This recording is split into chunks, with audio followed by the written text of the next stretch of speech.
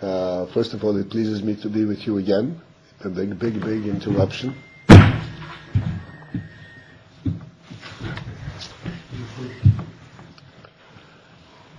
I hope you all had very good experience of the Yom Tovim, Rosh Hashanah, Yom Kippur, and Sukkot, and Shmini Atzeres, and Simchas Torah, and all of those wonderful things.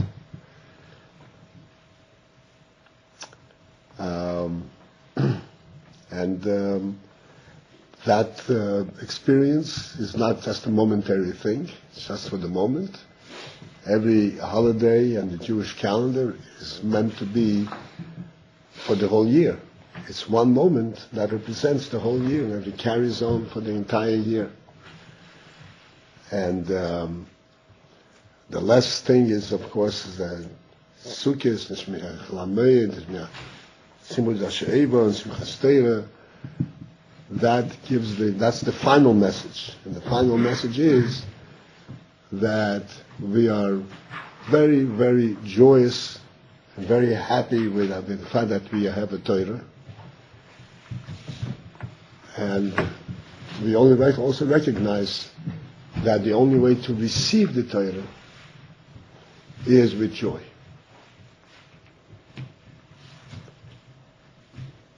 Because the Torah, even though the Torah you learn with your brain, you have to learn, figure things out, you have to know the translation of the words, you have to know how to put them together, you have to know what it says.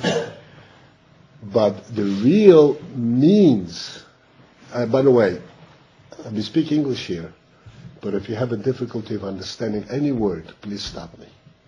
Because I don't want to speak to the wall. I want to speak to people. If you don't understand something, please stop me and I'll explain it. It's no problem at all. We learn with our seichel, but we understand with our soul. You understand what I'm saying? We figure out things and we know how to make sense of what it says, the logic and all that, but the reason we understand, the reason we accept it, and it makes sense to us, and it has meaning to us, is because we have a Jewish soul, not the seichel. And the soul comes to life in joy. The soul only knows joy. When there's joy, happiness.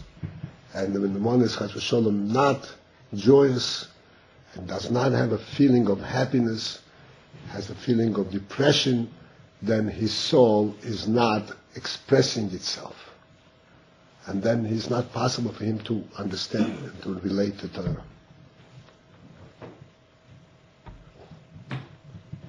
And therefore, Simchas Torah, the whole Yom Tovim, you know, Rosh Hashanah is a very serious day, Yom Kippur, and all ends up with Simchas Torah. It's such a big contrast between Rosh Hashanah, Yom Kippur, and Simchas Torah is a world of difference. But it's not a world of difference.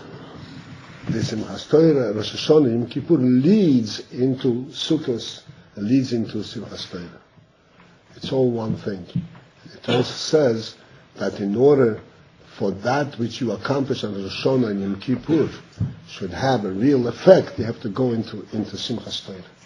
And only with Simcha can you really absorb and benefit from all the things that you have recognized on Rosh Hashanah and Yom Kippur.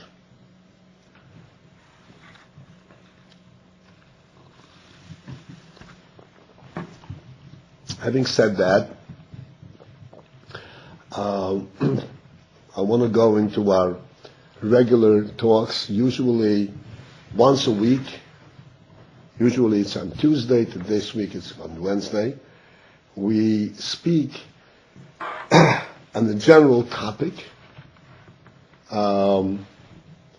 based on the parsha of the week.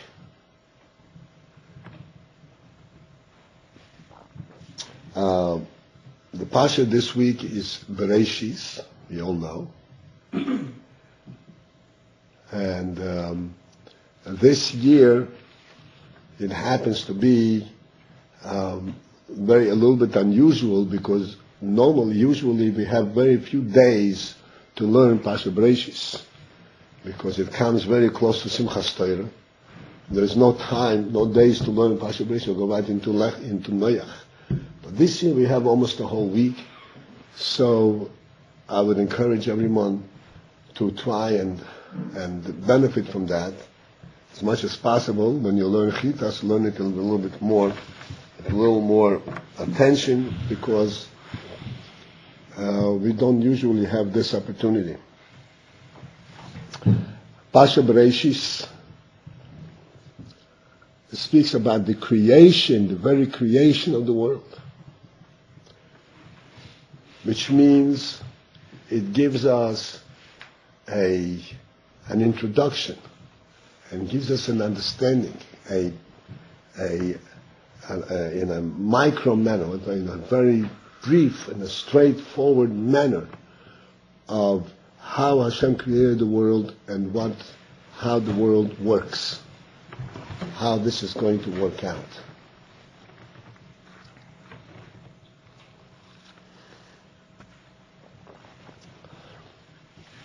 We know right from the beginning, in the first day of creation, it says that when Hashem created the world,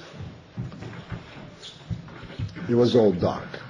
It was dark.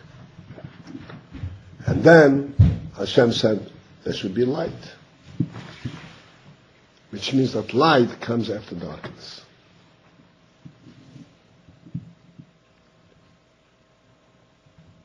And the same thing throughout the days of creation. It says, Vayhi Erev, Vayhi Voiker. It was evening, it was morning. The evening preceded the morning. The morning comes after the evening.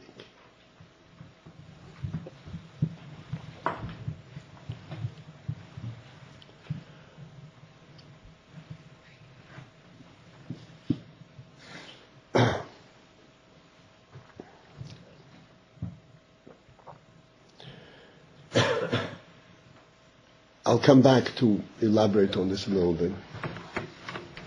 The similar thing, and the most interesting Inyan, is in the very first Rashi of Chumash Bereishis.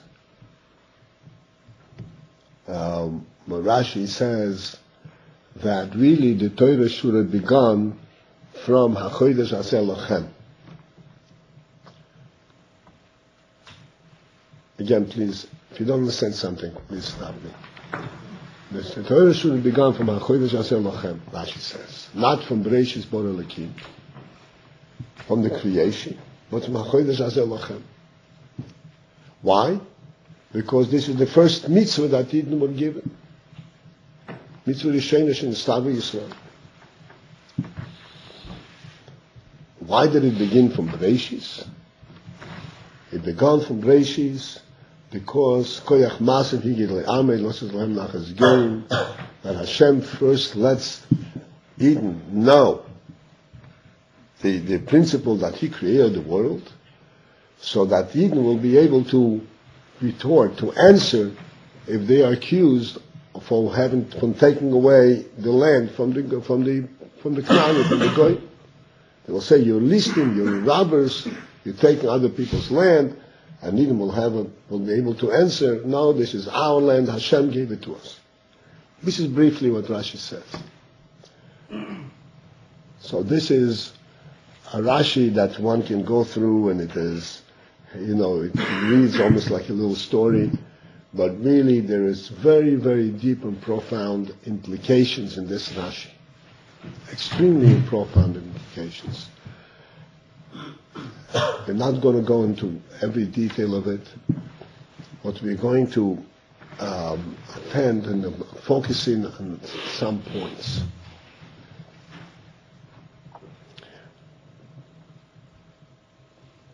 The first point is that Rashi right away says that the land of Israel,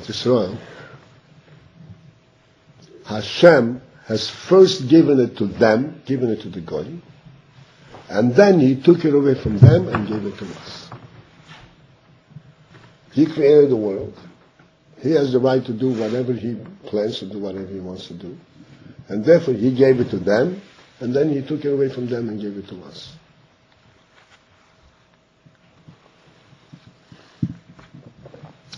And this is implied, everyone knows the word implied.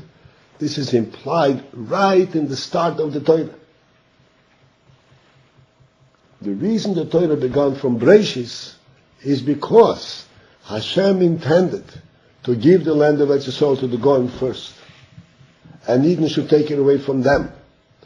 And in order to make this a smooth transition, so to speak, he had written the Torah, the whole Bereishit and the whole story of Bereishit, the whole development, in order that Eden should be able to stand up to this time. And just as we said before, that in the creation of the world, the Torah says that darkness comes before light. Light comes to dissipate the darkness. A similar thing here. Eretz Yisrael became Eretz Yisrael after it was first Eretz Canaan. After what? After it was first Eretz Canaan. First it belonged to the Canaan. Canaan is the exact opposite of Israel. They were the lowest, the most sinful, the most depraved people, full of Avodah and all kinds of things, to the extent that the Torah says that them you cannot allow to live in your land. You have to get them out totally. Don't make any partnership with them, because they're going to ruin you. What's depraved? Low. Depraved means low, morally.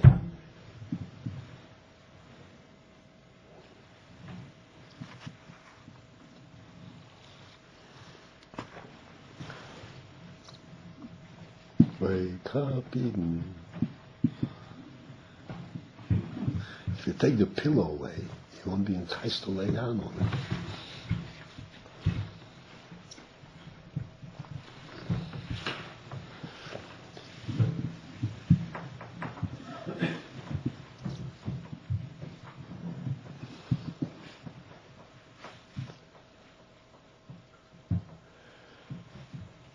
There is a profound implication in this. What is this about? Why does the world start from darkness and then light comes? Why did Hashem plan that the Eretz Yisrael should first go to the Goyim and then Eden take it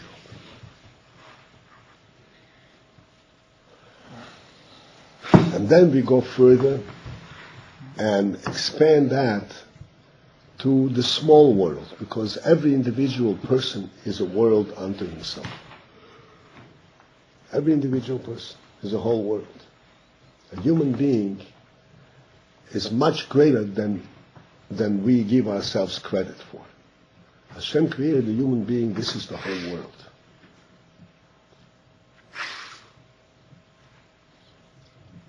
The world, before I go to that, I actually wanted to mention the very clear message in the fact that the world was first created fully. Everything was created in the world. And then first came Adam Rishon, the first man. Man was created the last of everything.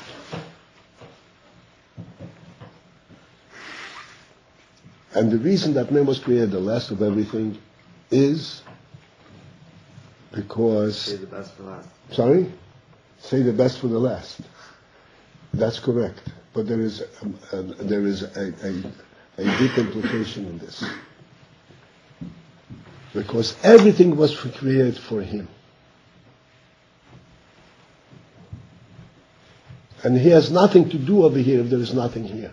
He comes not to live there just to enjoy the fruit of the land. He comes to transform and to elevate the whole world.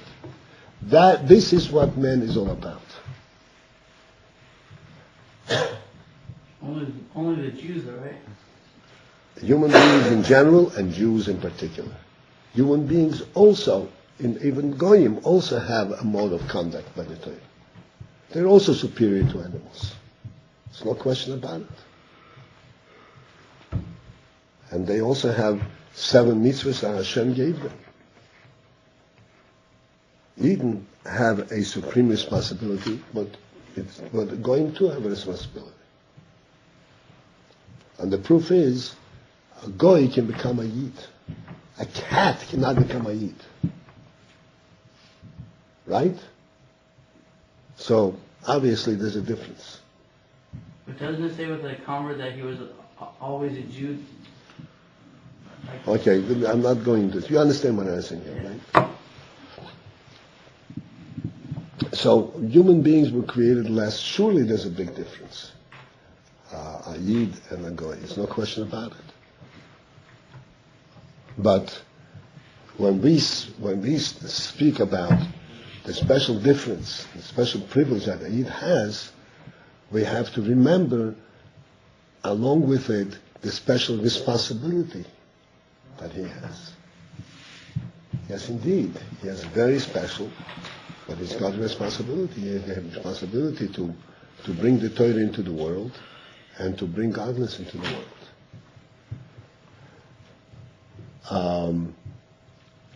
So, Adam was created last because everything was prepared for him so that his work, so to speak, his task, his function is laid out for him. And what is his function? The Torah says, La'avdo l'shomra. His function is to care for the garden. The Rebbe should create a garden, a Gan Eden, a garden, Gamba Eden Mikedem, and you put the man there, La'avdo l'shomra, you should take care of the garden. Taking care of the garden means the garden at that moment. It also means taking care of the garden of Hashem's garden, which is the whole world. The whole creation is Hashem's garden, and this is Adam. It has this ability, both the responsibility and the privilege, and the ability to do it. Hashem doesn't give a job to someone who's not capable of doing it. Hashem blessed the human being. Hashem blessed the human being, and above all the Jew, with such qualities that enable him to transform the world. Even though he lives in the world and he's dependent on it, he has to eat and sleep and use everything in the world. He's dependent on it. But really, he is really much, much, much superior to the world, to the point where he can stand above and actually change it and transform it. This is the purpose of Adam in the world. Just like light came to dissipate darkness, Adam came to elevate the whole world. And just like the Jewish people came to take over the land of Canaan, first it started with Canaan, and then the Jewish people come and they take it over. And they change it completely. It was Eretz Canaan, became Eretz Israel, became a holy land. Such a holy land that there are mitzvahs from Hashem that you can only perform in Eretz Israel. You can't do them anyplace else. You can't do them anyplace else.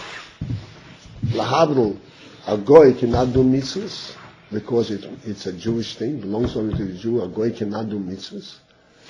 There are mitzvahs that a yid cannot do except in Eretz Yisrael. How did that happen? Eden took over the land of the Canaanim. We don't cross fingers. We don't cross fingers.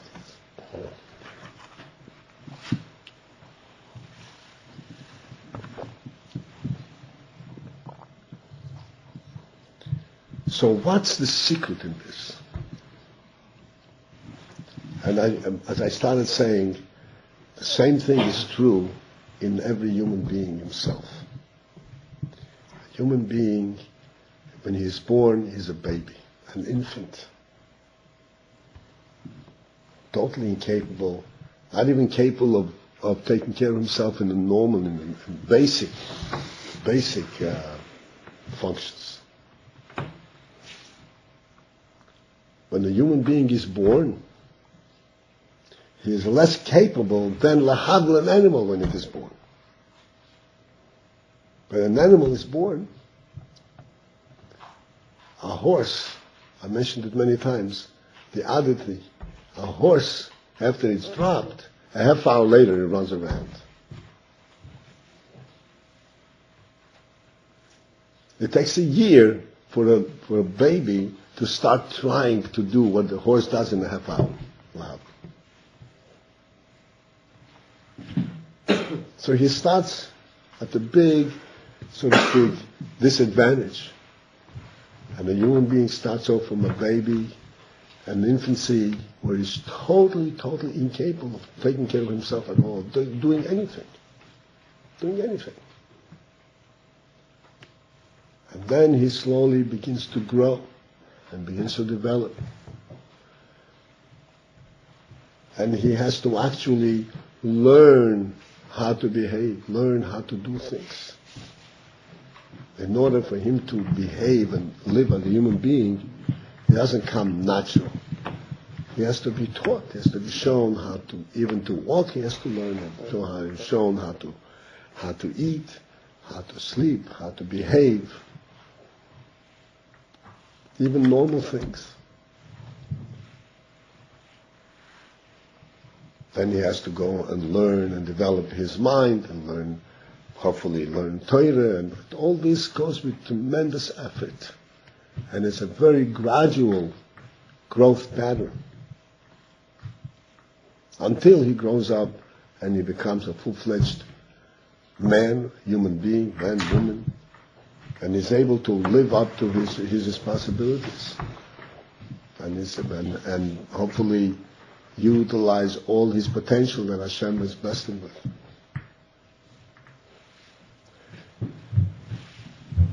So one thing we see from the beginning of the Torah gives us the blueprint, a plan. Like a blueprint is like an architect who draws a plan of a house. It's called a blueprint. The blueprint of the world is that in order to have light, it has to first be preceded with darkness. In order to have a human being, a developed human being, has to precede with childishness.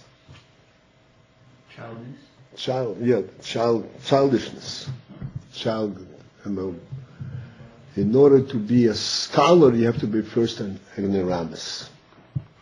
You can't learn unless you first don't know.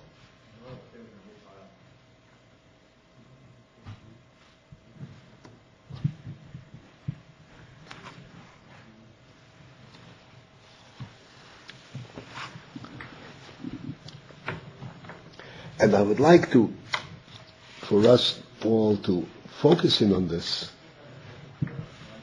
Don't listen to me. Think for it to yourself. What is significant in this? Why is that like that?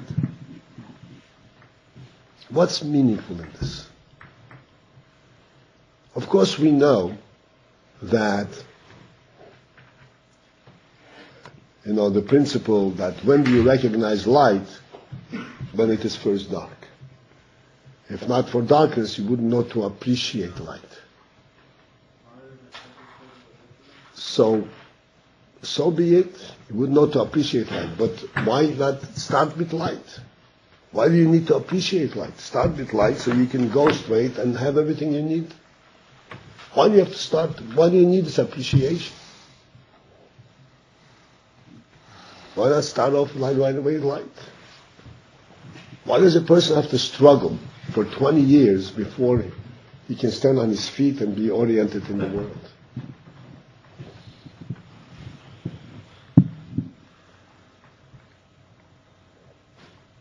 And he can sleep when he wants to sleep. He can. What's this all about? Why can't he grow up like a cat? A cat doesn't have to labor. It's born, whatever it is, and it knows exactly what to do. Doesn't have to go to school, doesn't have to be awakened, he sleeps when he wants to sleep, he eats when he wants to eat. And that's it. Anybody here would prefer to have that experience in life? Lift your hand. No takers. Sometimes it would be convenient. It wouldn't be bad. Excuse me? It wouldn't be so bad. It wouldn't be so bad. It wouldn't be so bad. Okay. Yeah, it would be. These animals, like, every single animal has to live every second of their life in fear. Fear. Yeah, you can't get close to a cat without it, like, going, like, startling and running away. With birds, you can never even touch a bird. They're, like, all animals have to live every second of their life with fear. A person doesn't have to live in that kind of, with that kind of, you know. Okay. Well, that's not really a correct description. I mean, domesticated animals that have the home, people, you know, they have dogs, dogs and cats and whatever it is, and I mean the cows. This is an interesting assessment that the animals have to live with fear. Animals live with fear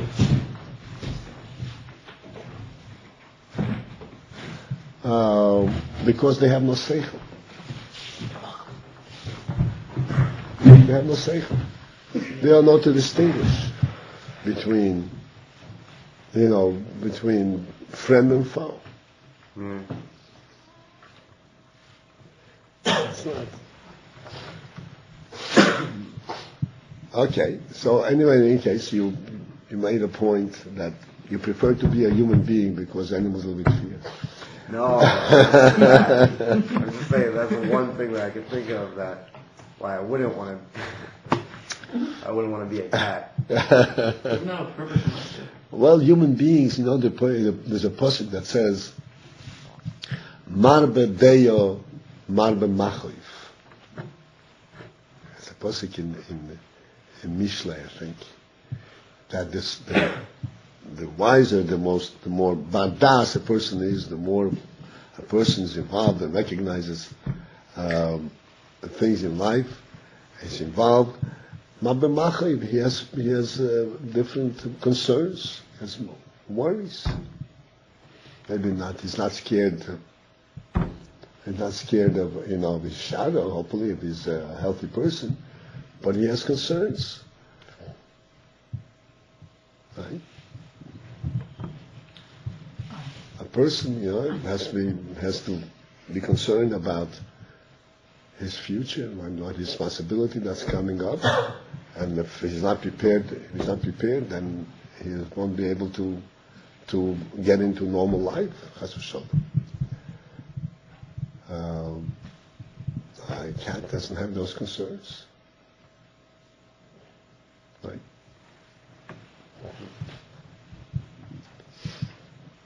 In any case, I don't think anyone in his right mind is envious of an animal. Well, there are some animals that, like, I mean, not that I'm envious, but Okay. Our question is, are you envious? Okay. Let's limit our discussion over here.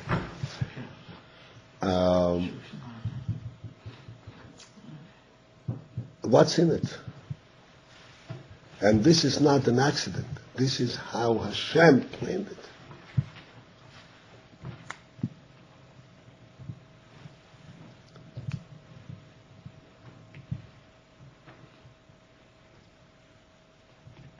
I mentioned it many times in the past that it says that a shomer, before a baby is born, before a Jewish baby is born, a malach comes and teaches the neshama, teaches him the entire Torah. Teaches him the entire Torah. And then, at the moment of birth, just a moment before he is born, he's made to forget all that he learned. Did you ever hear this? Yes. Everybody heard this, right? He learned the whole Torah, and then the moment of birth, he forgets the whole Torah. He forgets it. He made to forget. A malach comes and he gives him whatever, a prick, and he forgets the whole Torah. He forgets Every it. single person that is born like that, Yeah. whether Jewish or not. No, a Jewish person.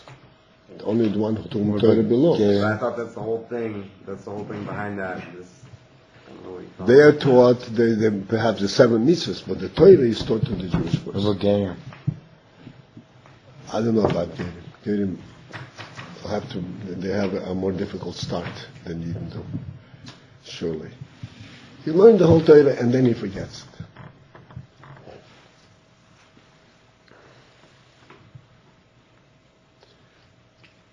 So there too, he's learned the whole Torah already, so why take it away from him?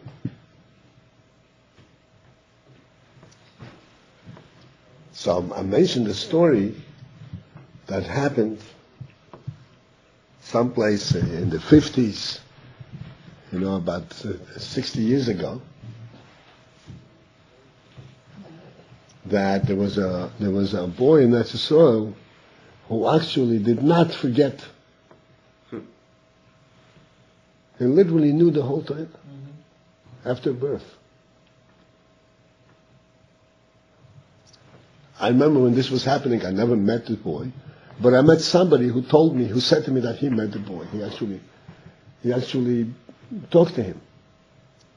Like he was standing with him on the street corner, and he said a Mishnah. He started a Mishnah, and the boy was able to finish it off. I was the story. Huh? I was the story. I'm sorry? I was the story. You heard it, yeah. You heard the story. Yeah. And he came, nobody knew about it until he came to Cheder to learn. He came to Cheder to learn, and the teacher started teaching him Aleph Beis. It's Aleph Beis, Beis Gimel Dalet. He knows it all. He started teaching him Bereishit, says Bereishit. Whatever he taught him, he knows. They didn't have by mistake? I'm sorry? They didn't like preaching by mistake? No. Right, the Malach failed to prick him for whatever reason. Sweet. He didn't prick him and he didn't forget the whole Torah. Yeah, So you would think what? You would think, hey, what a lucky kid, right? What a lucky kid. No, really. I don't understand. It's a tragic thing. Huh? Sorry? People probably drive him crazy all day long. No, people, the point is, he's not lucky at all. It was a tragic thing. How's it track? Because then he can't go. He can't do anything. He's in one of them. And I'll explain to you why it was tragic. That they took this kid to a Rebbe, to a Belzer Rebbe. The story that the Belzer Rebbe gave him a bracha that he should forget. He blessed him that he should forget. So this is an interesting kind of an expression, a turn of events. He gave him a bracha he should forget to it.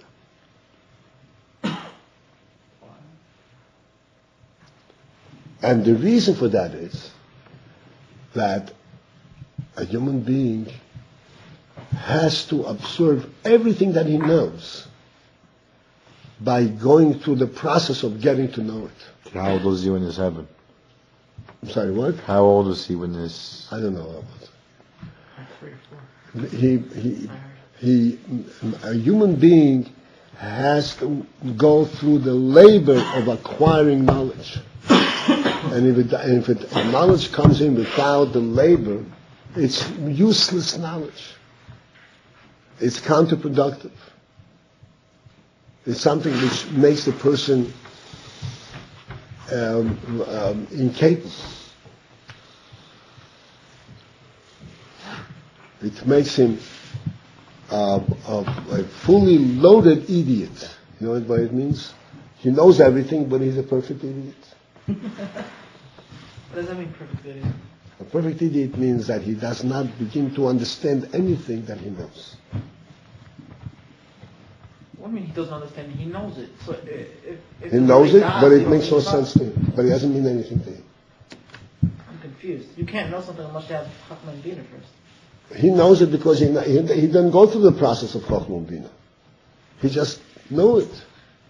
Yeah, I don't know what knowledge means without. How can you know something and not understand? That's right, because he never learned it. You came to him when you were in He was there. He never learned it in a conscious way.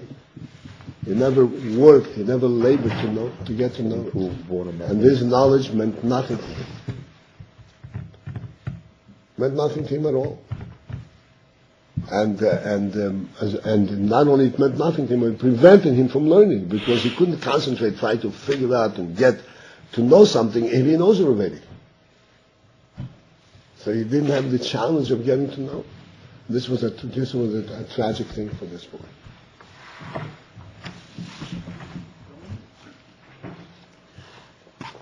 So why isn't this guy like a huge? What? This kid should be like a huge rabbi. He probably knows more than everyone. I'm telling you, he was a perfect idiot. If he would continue this way, none of the knowledge would mean anything to him. But he knows every single thing. You could start reading anything and he'll just finish it for you. That's right. But it means nothing to him. Brilliant. It's not brilliant at all. It means nothing to him. This is the whole point. The whole point is that knowledge which is acquired through effort, so that when you learn Bereishit, you say, what does it mean? What does it say? And when you figure out what it says, oh, it makes sense to you. Like I said before, right in the beginning. The real means of understanding is not by reading it. The means of understanding is because it touches your soul. It is your soul that gives you the understanding. But by him there was no challenge, so it never had to touch anything. It is all external. It's like a record. It means nothing to him. It means that when the mouse teaches the baby. The Mala teaches at a different level, teaches it on the Neshama level. But when he's born, he has to know it on the Guf level. And that he never went through. He never went through the process to learn it on the Guf level.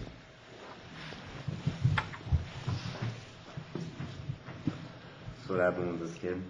I don't know exactly. I don't know the answer. I mean, this is as far as I heard. That he was given a bracha that he should forget. Hopefully he was given a bracha. Hopefully the bracha was Mekui. And he became a normal kid. So, coming back to the principle of our discussion.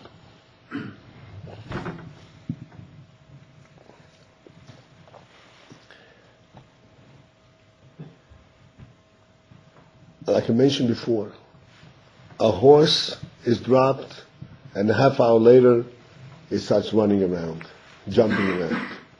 And this is true regarding every animal. Every animal is born at a stage way ahead of that of a human being. It lives less. I'm sorry? It lives less. And the reason for that is that a human being, that which he does, that which he learns, has a totally different meaning to him than to the animal. Totally different meaning. He is not doing things by rote. He's not doing things by by instinct. When he learns, he makes sense of it. And I said before, the light of the neshama comes on to that which he learns, and it gives him a meaning and a sense. So that when a child begins to walk, walking for a child and walking for a horse are not the same thing. A horse walks by instinct. A child, a human being, walks with his seichel. He knows what it means to walk. And he wants to walk. It has a totally different significance to him. And the same thing applies, of course, to everything that he learns. And this is precisely the reason that he starts off at the disadvantage, in a negative, in order that everything that he knows and everything that he does and everything that he learns has meaning to him. And he's doing everything with his seichel, not like an animal that does things instinctively.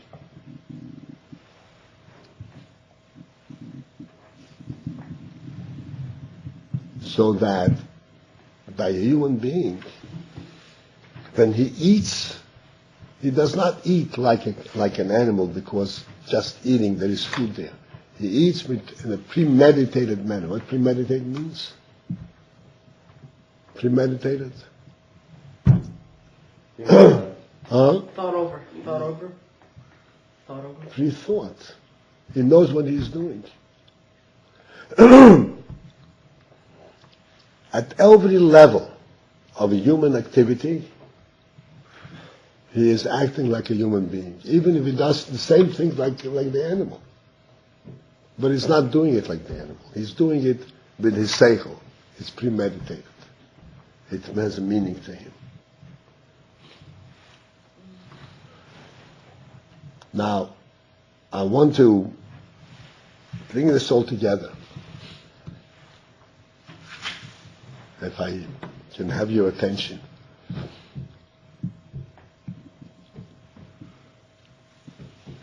And I'd like that we should all think together and try to understand what is going on, what this is all about.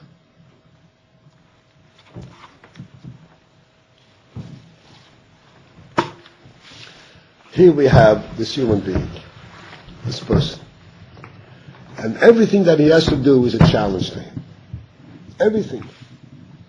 He has to start walking, it's a challenge. You have to learn how to walk. You have to first, not only learn, you have to first figure out, I want to walk. Why should I want to lie down? I want to lie in my crib. No, the kid gets up and I want to walk. I want to eat like a person, like a human being. I don't want to suckle a bottle anymore. I just want to eat it with a spoon. A baby, when you sit the baby down, one of the difficulties in raising a baby, you sit him down, you sit the baby down by him or her, and the baby in the high chair, and you want to feed the baby. And the baby says, no, I want to eat myself. This is almost universal. Almost universal. And that's a big struggle because everything becomes a mess and so on and and you have to let the baby feed herself, and of course everything goes down the drain, and then it messes everything up, and you have to take another plate, another spoon, and feed the baby. But the baby still wants to do it himself. What's in this? What makes the person want to grow up and do all of these things and to learn all the things? Why should I? Like you said, maybe I should just let it happen. Said that? Huh? Said that? You said it wouldn't be a bad idea if it went just natural. I wouldn't have to struggle, right? And yet, what is the fact? The fact is that every human being strives. Laziness and all that comes later. When he has a little bit more seichel, all of a sudden he has a real struggle, a real yetzer hara. Then he has to struggle and everything. But we see that from Chandler on, he's all fire. He wants to do things himself.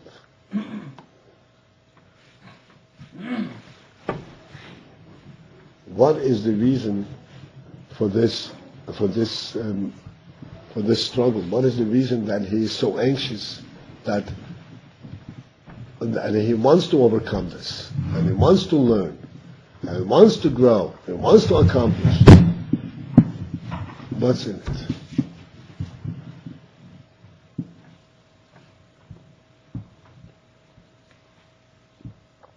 And the answer is, and I'd like you to understand this, the answer is, like we said before, that the real force behind human activity, behind human pursuit, is his neshama. The reason that he wants to learn anything, whether it is learning child's activities or growing further and further and further at any stage, the reason that a person feels, oh, I better progress, I better accomplish, I better do, I better wake myself up, is his recognition that there is a greater purpose in life than just existing. And he wants to be involved in that purpose.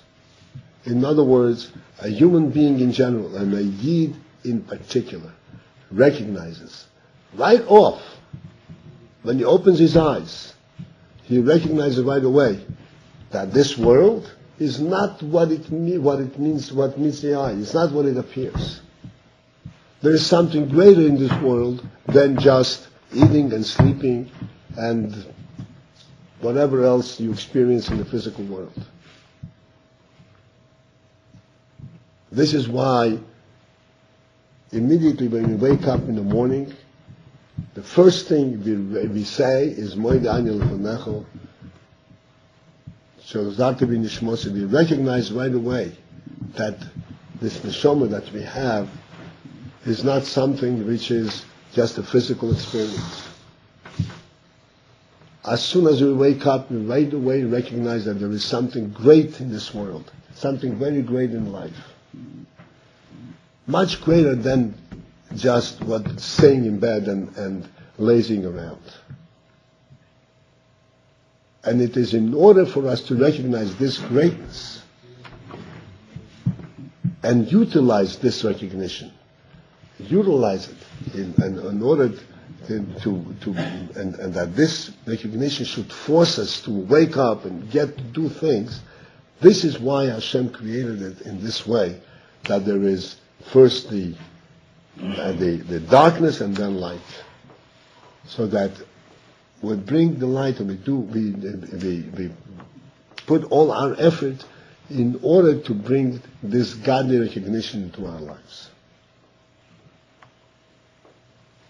So that when we do things, we don't do things just because it's convenient, because it's tasty, because we like it, but because intellectually we recognize that there is a significance to it. There's value to it. And it is this value and this significance and this godly presence is what drives us. The world was created by Hashem in order to bring light into the world, in order to bring godliness into the world. And how do you bring godliness into the world? Godliness is above world. It is the human being, because he recognizes that there is something more than just the world.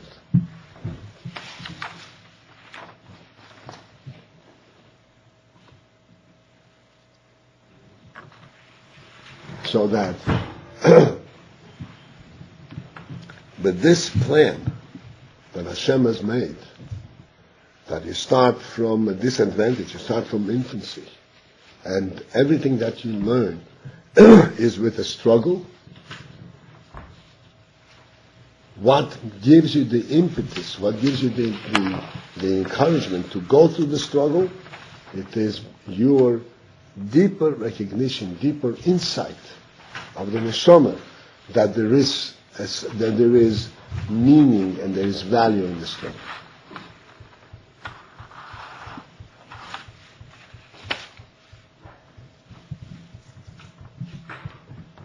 This is the meaning of what it says, that there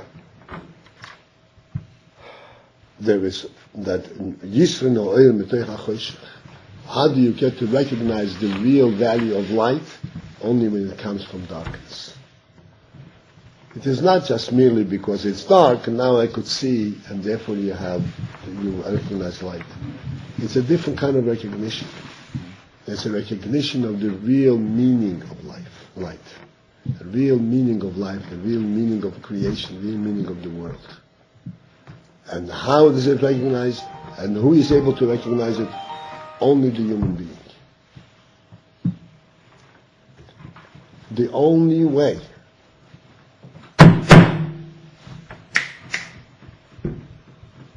just want to give you a synopsis. The only way that the human being can make his way in this world. The Rebbe created the human being at a great disadvantage. He starts from infancy. Without learning, he's going to have nothing. He's going to be less than an animal. An animal is able to, as I said, in a half hour, take care of himself. He's going to be less than an animal. But he is given the resources, given an insight, he's given a neshama that is infinitely superior, not only superior to an animal, however, but superior to the whole world. A neshama that is above world. A godly neshama. And the only way that a human being can make his way in this world is by utilizing that insight that Hashem gave him. By bringing to bear this light, this neshama. And for this purpose, to bring the light of the neshama into the world, this is why human being was created in the first place. And this is why the world and the human being was created in this way. That he will be dependent on this light of the neshama. What dependent means? Without that, he won't be able to make his way. Without the encouragement and the insight that he gets from the neshama, he will slip through his days. He won't be able to make first base. He won't be able to get up in the morning. What gets a human being up in the morning? There's a godly world here. Otherwise, well, I don't care. I'll sleep. I'm happy. I like my sleep.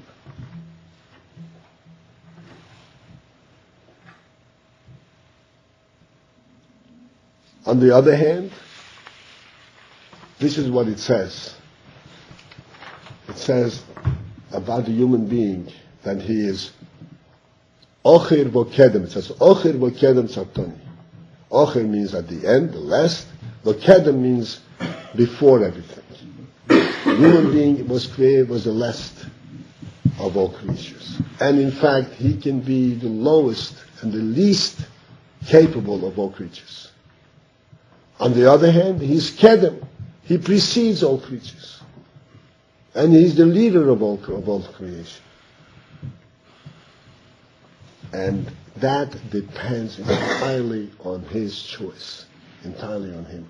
It doesn't come automatic.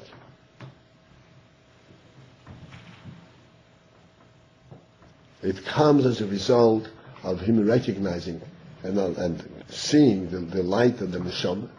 Like I said, everything depends on his neshama.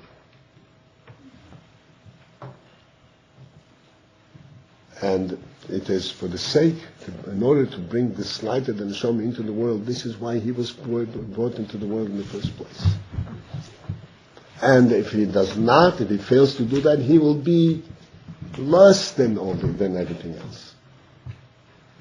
He will be at a disadvantage, even compared to other animals.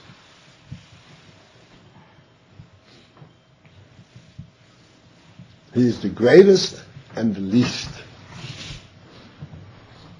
And the important point is that Hashem created him, created the world in this kind of a plan, created the human being in this kind of way, in order to entice him and to force him to come and to utilize the greatest gift that he has, which is the neshama insight.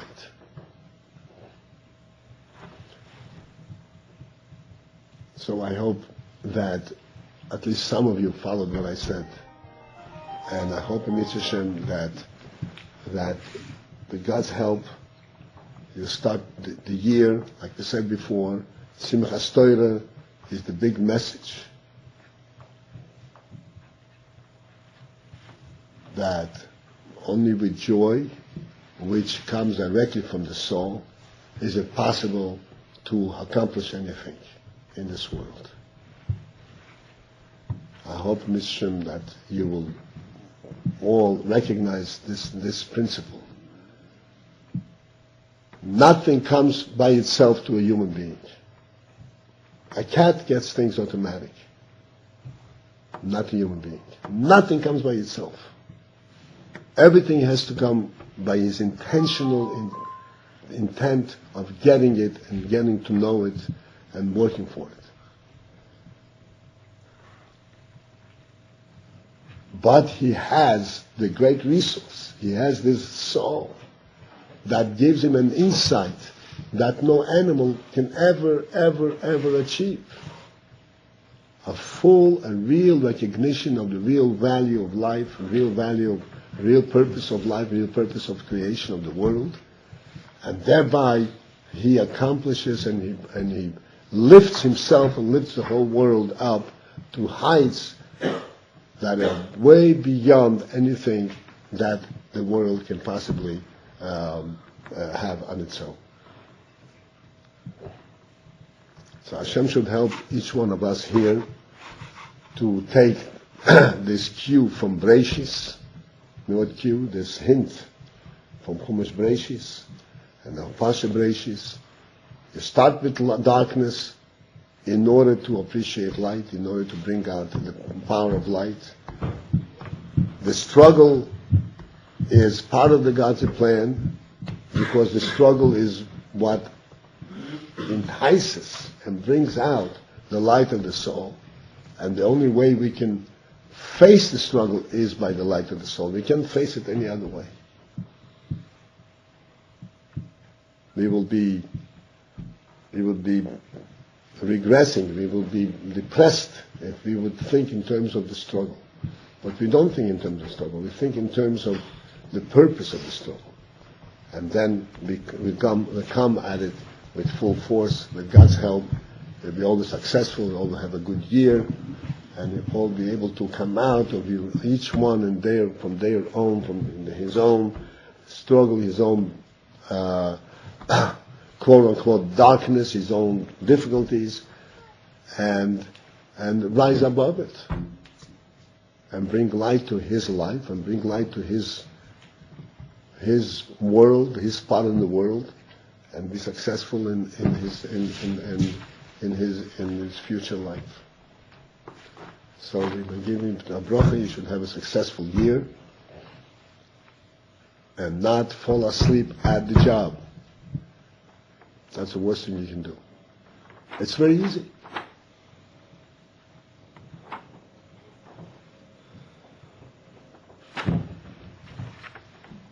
Hatzlacha.